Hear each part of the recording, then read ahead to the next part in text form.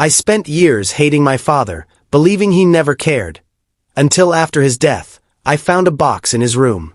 Inside were letters he wrote to me while I was gone, and every word hit like a punch straight to the chest. Before we continue, don't forget to like this video and subscribe. Your support helps share more stories with you. My name is Ethan Cole, and there are some regrets that time can't wash away, no matter how many years you spend trying to forgive yourself. For me, it started with a silence that grew between me and my father.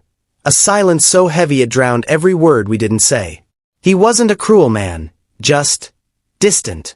The kind of father who believed love was shown through sacrifice, not affection. He'd work from dawn to dusk, his hands cracked and scarred from fixing engines in the small garage behind our house. But he never said much beyond, "I'm proud of you, son." And even that, he said like it hurt. When Mom died, something in both of us broke, but instead of breaking together, we broke apart. I wanted him to hold me, to tell me everything would be okay, but he just stood there at the funeral, dry-eyed, rigid, lost inside his own storm. That's when the anger started. I began to see him as a stranger living in my home. Every meal was eaten in silence, every word between us turned into an argument. And the day I packed my bags and walked out, I didn't even look back. He stood on the porch watching me go, but he didn't say a word. Maybe that hurt the most, that he just let me leave without fighting for me. Years passed. I built a life far from that old house, pretending I'd left the pain behind. But the truth is, I carried him everywhere. In the way I worked too much, in the way I pushed people away whenever they got too close, just like he did. Then one night, I got a call I wasn't ready for. It was from the hospital back home. The nurse's voice was calm, almost too calm, when she said, "Your father's been admitted. You should come as soon as you can." I told her I'd try. But I didn't. Not right away. I told myself I was too busy, that I'd go after the weekend. But deep down, I was just afraid. Afraid of what I'd find. Afraid of what I'd have to feel. When I finally did drive back, it was raining hard, the kind of rain that feels like punishment. The hospital smelled like antiseptic and regret. I asked for his room, and the nurse looked at me for a long moment before saying, "I'm sorry. He passed away this morning." I froze. My body felt hollow. And as I stood there, staring at the empty hallway, I realized I never got to say goodbye, or sorry. That night, I went back to the house I'd run from years ago. Everything looked smaller. The old garage still smelled like oil and dust. The table still had 2 chairs, one untouched. And that's when I saw it, a small wooden box on the counter with my name carved on it in his rough handwriting. I opened it slowly, not ready for what I'd find inside. I lifted the lid, and the faint scent of old paper and oil filled the air. Inside the box were neatly folded letters, dozens of them, tied together with a thin piece of fraying string. My name was written on every envelope, each one dated year after year, all the years I was gone. My hands trembled as I untied them. The first letter was dated the week after I left home. His handwriting was messy, but the words hit like a punch to the chest. "I wanted to run after you that day," he wrote. "But I was scared you wouldn't stop. I know I failed you, Ethan. I didn't know how to be what you needed after your mother died.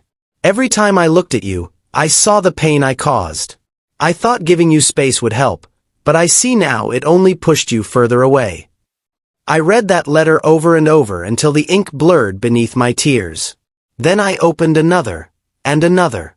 In every one, he spoke to me like he was having a conversation with a son he could never reach, telling me about the new car he was fixing, how the old dog still slept by my door, how he hoped I was eating well, how proud he was when he found out I'd opened my own workshop in the city. There was even one written the year I turned 30. He'd clipped a small newspaper article about me and tucked it inside.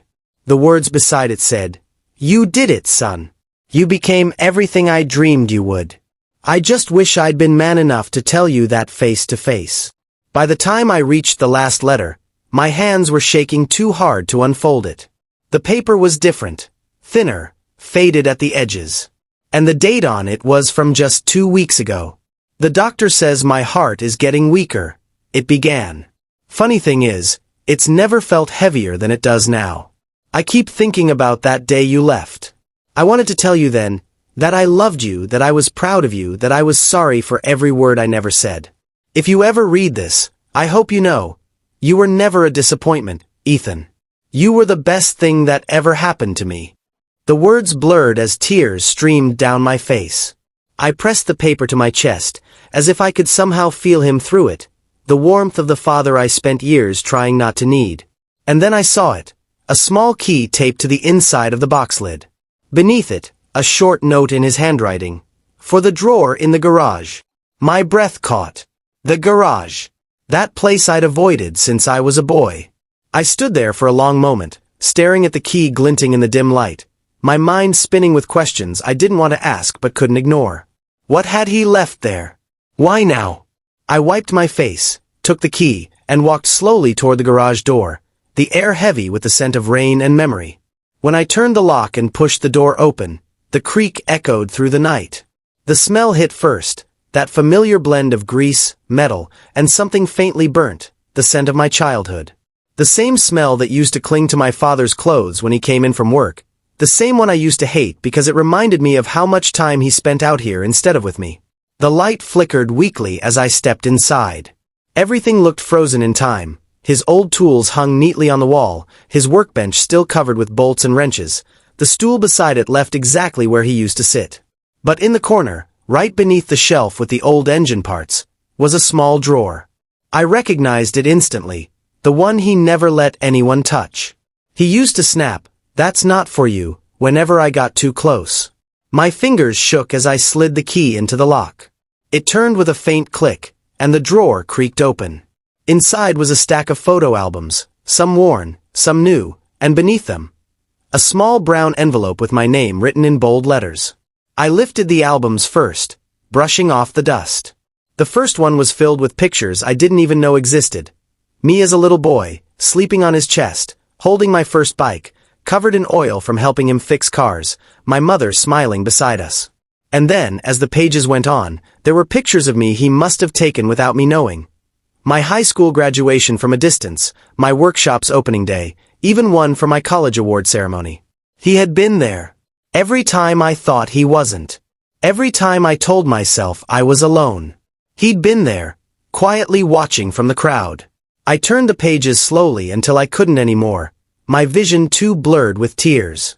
Then I reached for the envelope. Inside, there were two things, a letter and a folded sheet of paper that looked official. The letter came first.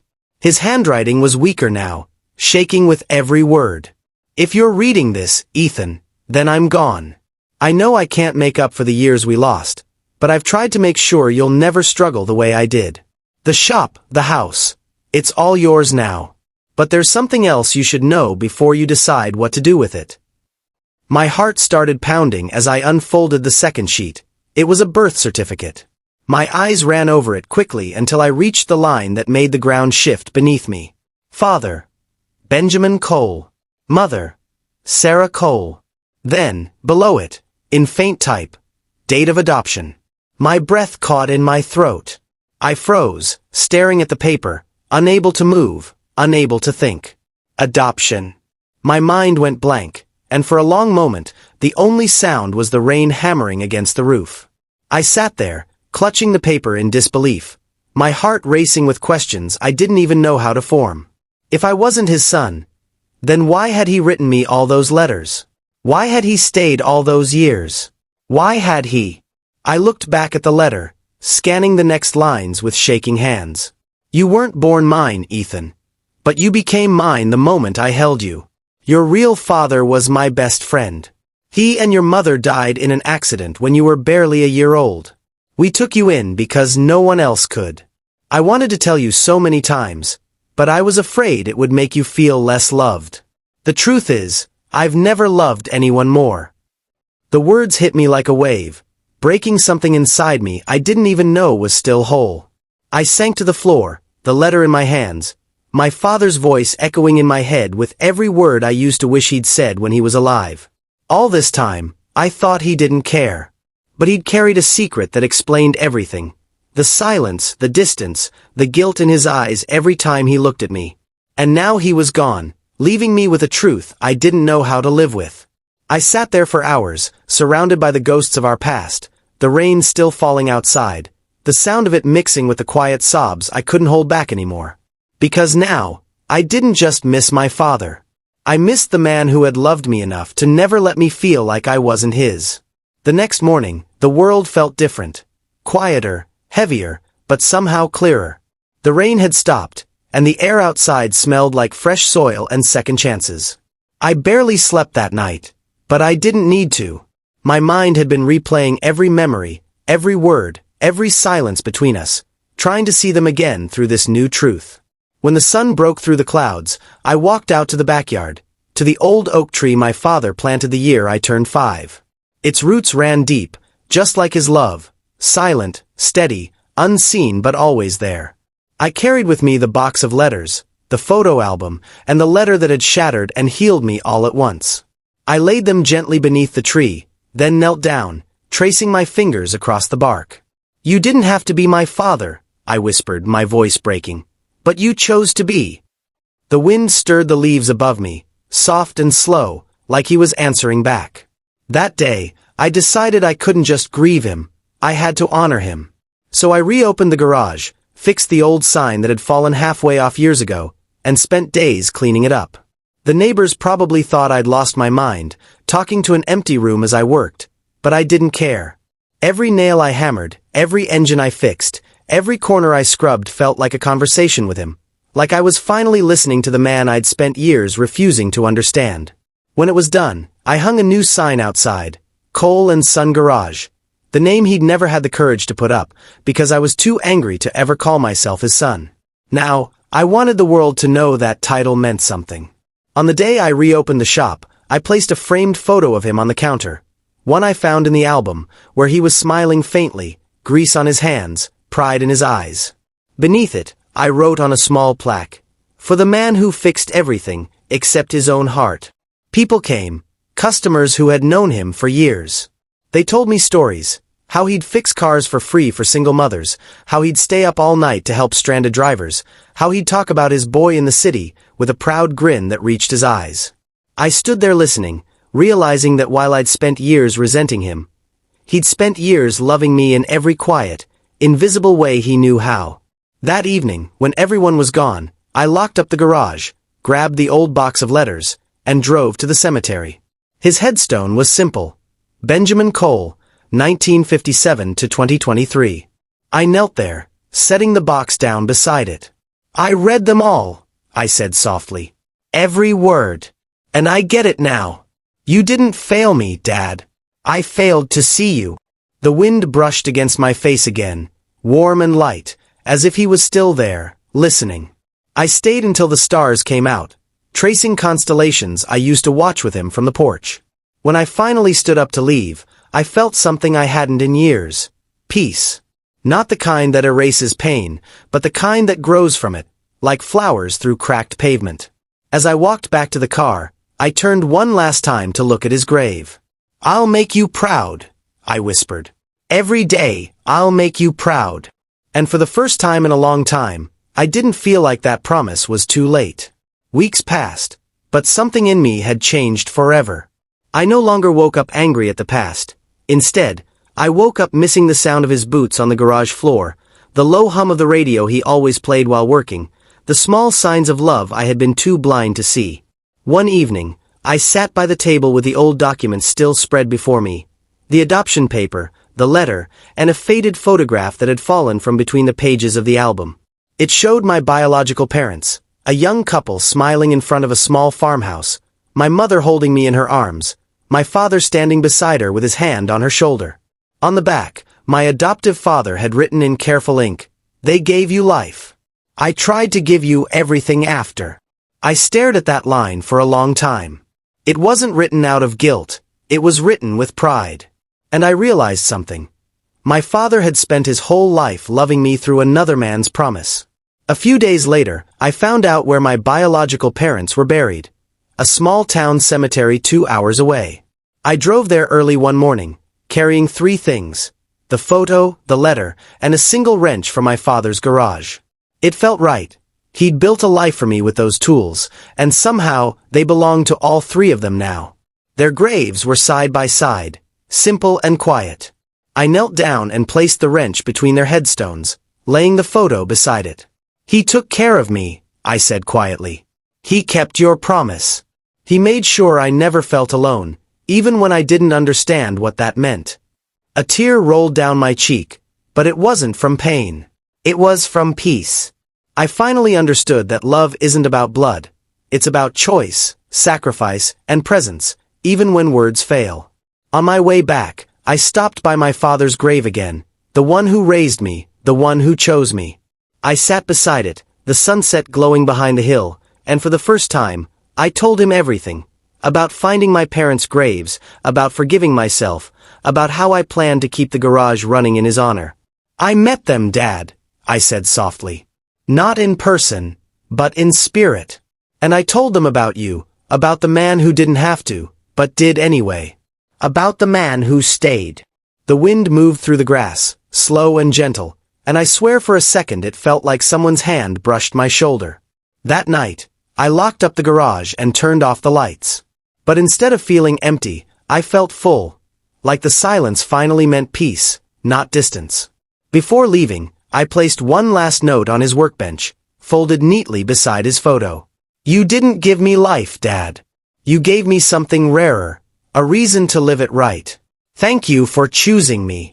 And as I stepped outside, the sky opened in streaks of gold, and for the first time since I was a boy, I smiled without guilt. Because I finally understood that sometimes the truest fathers are the ones who simply choose to stay when they don't have to.